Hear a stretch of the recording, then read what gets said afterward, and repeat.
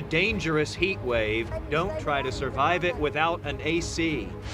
The president praising Putin while blaming America. I think that the United States has been foolish. Tonight, the flood of reaction. Go inside the shelter, protecting students from bullets. Also, a grandmother's freak accident with fireworks, and a pretzel bag crown, a toilet paper sash. A couple says, "I do," on an airplane. Live from Victory Park, you're watching WFAA News at 10.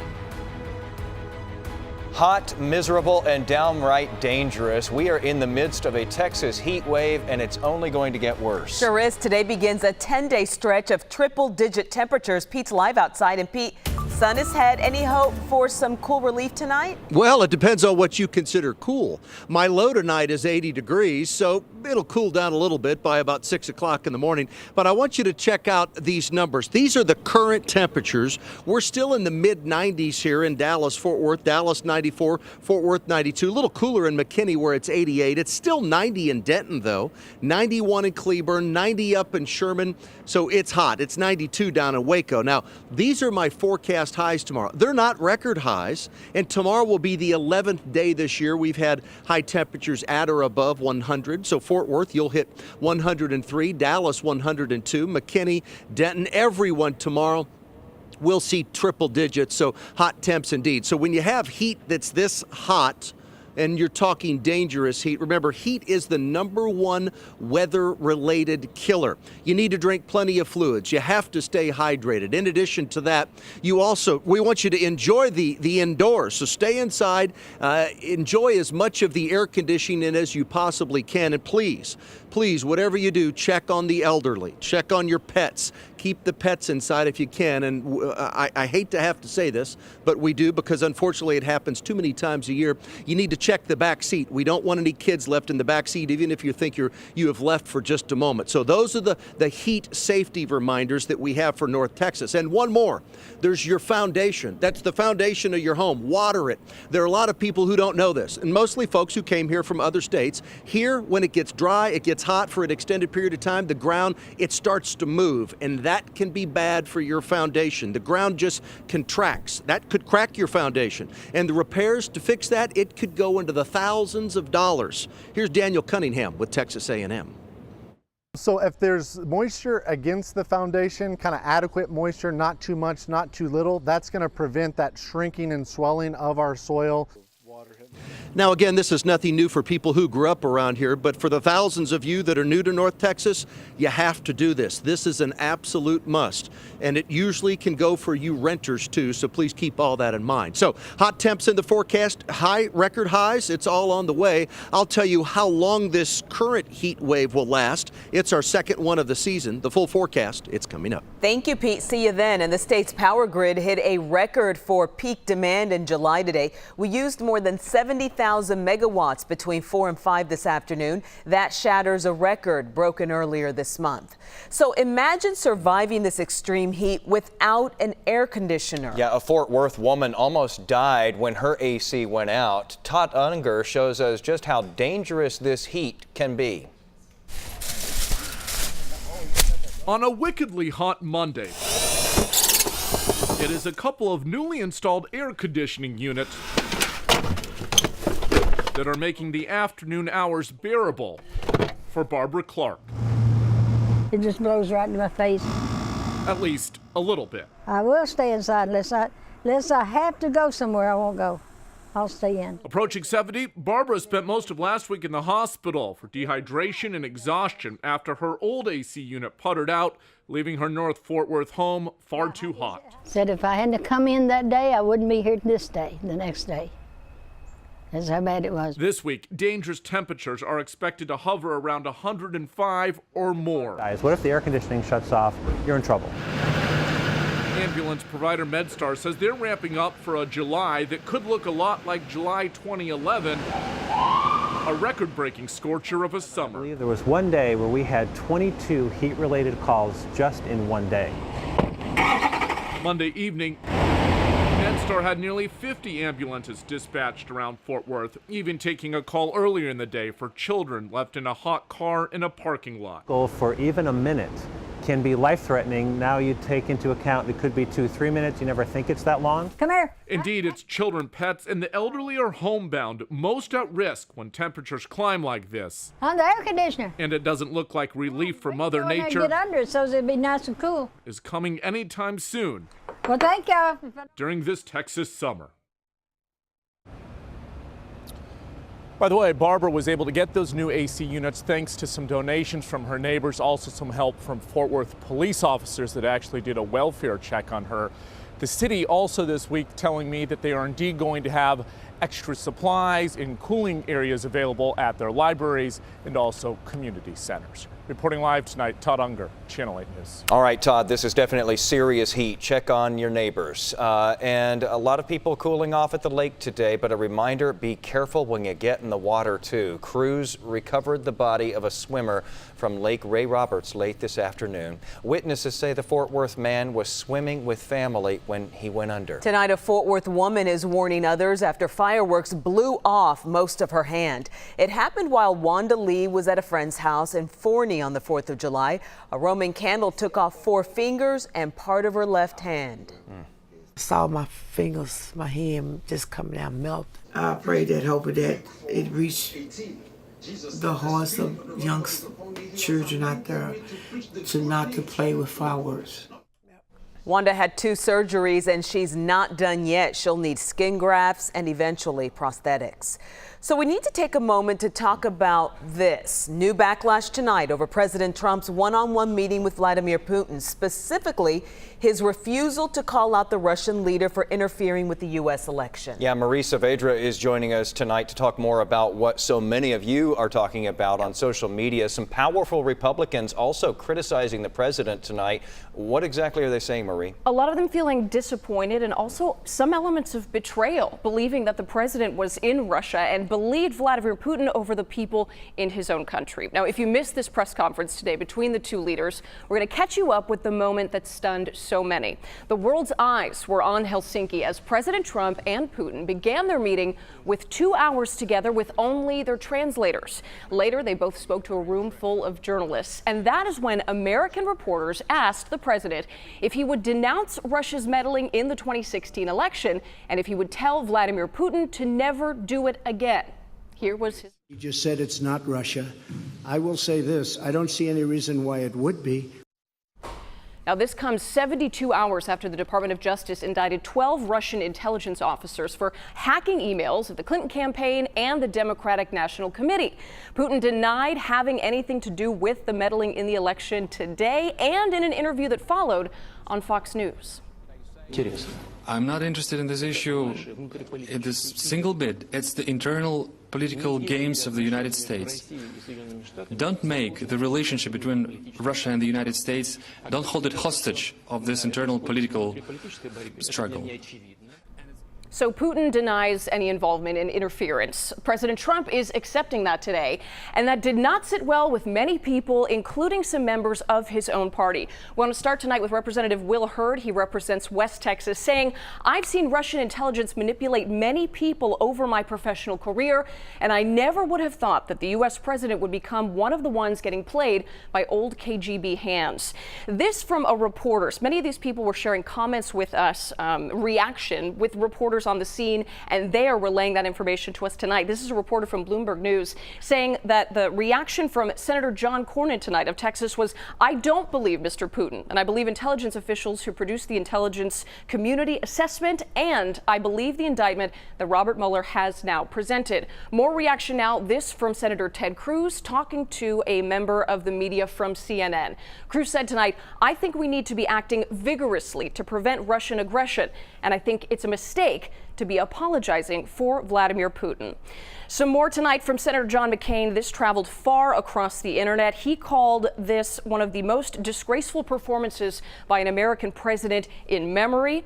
Also, this from Mitt Romney. He also called today's exchange disgraceful, saying Russia remains our #1 geopolitical adversary. Many reactions coming in from you, from politicos, and it continues into the day tomorrow. We know that President Trump is back in D.C. right now, and he is preparing to meet with some members of Congress around 2 o'clock tomorrow afternoon. It's closed to the media, but we'll be watching for any reactions still to come on that. Jason? All right, we will certainly look for more there. Thank you, Marie. New tonight, wild video shows a police officer unloading round after round during a chase in Las Vegas. Look at it right through the windshield there. Officers were going after 2 men suspected in a shooting on Wednesday. During the chase, investigators say the men started firing from their vehicle. At one point, dash camera video shows an officer firing back, as you saw there, through the windshield. The driver eventually crashed. One of the suspects was killed. The other was taken into custody. The estranged wife of a renowned pianist will spend the rest of her life in a mental hospital for the deaths of the couple's 2 young daughters. A judge found Sofia Saigonkova not guilty by reason of insanity. She's accused of smothering her 5- and 1-year-old girls to death and then trying to take her own life. Saigonkova is from Russia. She moved to North Texas with her husband, Vadim Kolodenko, who won the prestigious Van Cliburn piano competition back in 2013. 2 months after a gunman opened fire inside Santa Fe High School near Houston, metal detectors, we've learned, will be installed at all of the district's schools. The Board of Trustees approved that measure just this evening. 13 people were killed in that attack. Metal detectors are just one way to protect students, but at a school district just across the Red River, they found a radically different option: bulletproof shelters. Jobin Paniker takes us inside one in this WFAA original.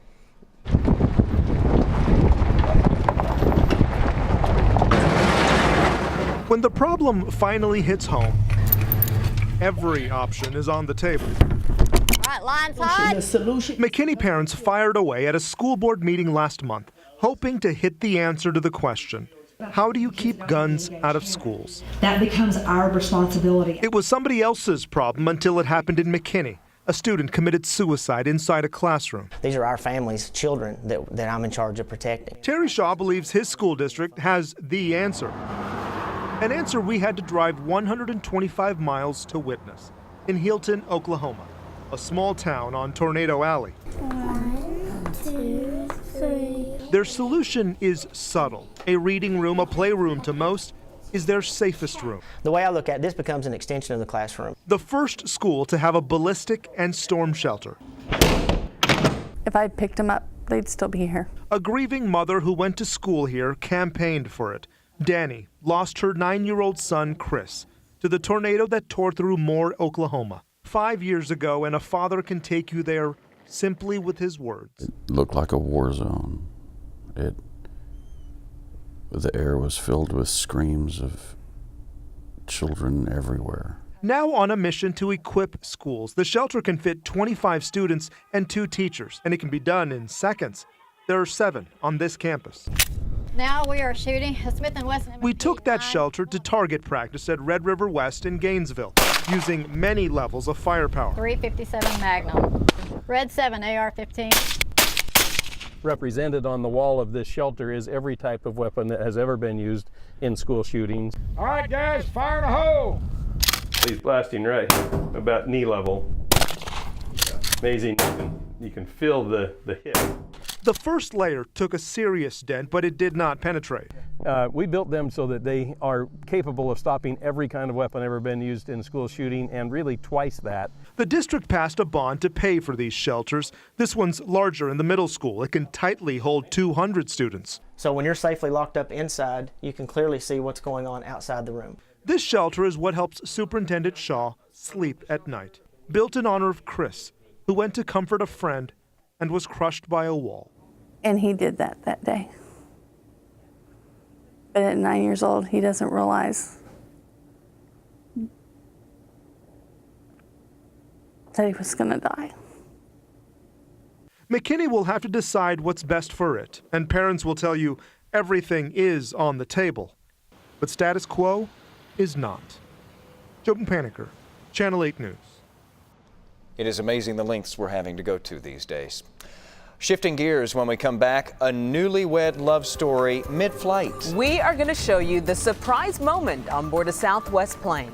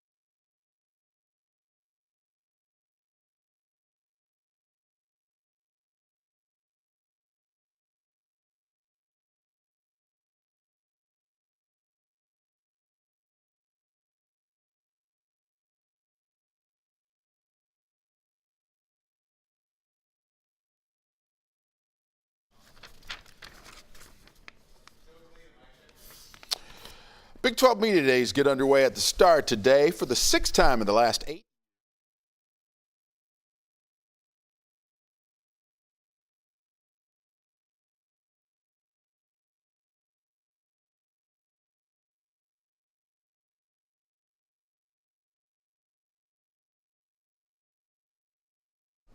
This qualifies as a nightmare in paradise. An explosion sent what they're calling a lava bomb crashing into a tour boat off Hawaii's Big Island today. That boat was taking some visitors out to sea from that erupting volcano. 23 people were hurt. A lava bomb, by the way, if you've never heard of it, comes from a volcanic explosion. In this case, this bomb was the size of a basketball, and as you just saw there, left a gaping hole in the roof of that boat. A glitch threw a wrench into Amazon's Prime Day today. This is what some eager shoppers saw instead of sales when they logged on. A photo of a dog and the message, "Sorry, something went wrong on our end." Amazon says despite the outage in the first hour of Prime Day this year, customers ordered more items than the first hour of Prime Day last year, so an improvement. A plane crew surprised some newlyweds on board a Southwest flight after finding out the couple was just married. The crew invited them to the front of the plane for a special ceremony. They presented them with crowns made of pretzel bags and a sash that read, "Just married." The bride looks happy. Each passenger on board also got to write some marriage advice on a napkin for the happy couple to help keep them happy. Well, all that Saharan dust outside made for a stunning sunset this evening. Big old sun. The dust is expected to hang through the area for the next few days, but it was most apparent today. You also might have noticed your allergies acting up more than usual. So the dust is out there. It is in the air. Unfortunately, it's not thick enough to obscure some of that sun, Pete. And I've had there are a couple things there. Number one, this has always happened. As long as the Sahara's been there and we've been here, that's happened. We just have the technology now to just see it. We can see these big dust storms over there on the African continent. We can see them now blowing out into the Atlantic, the Caribbean, the Gulf of Mexico, then eventually into Texas. So it's not unusual. It's not a conspiracy. It's impressive, though, and to see it. The allergy issues are just people that have asthma. It's not like your hay fever or any of your allergies are worse. It's your upper respiratory issues. So if you have issues, this is going to be an issue for some days here. She has issues.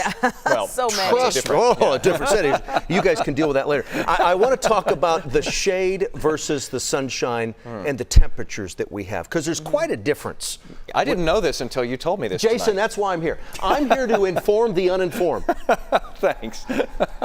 Trahan's in the back laughing. So here's the story. So shade versus sunshine. There's actually a pretty significant difference. So we take the air temperature. The official readings are taken 5 feet off the ground in the shade. So the air temperature today in the shade, our high temperature today was 105 degrees. The heat index today in the shade was 101. So 101 was the air temperature, 105 was the heat index in the shade. Now you take those same numbers out in the sun, and that was your air temperature today in the sun. It felt like 116. It was.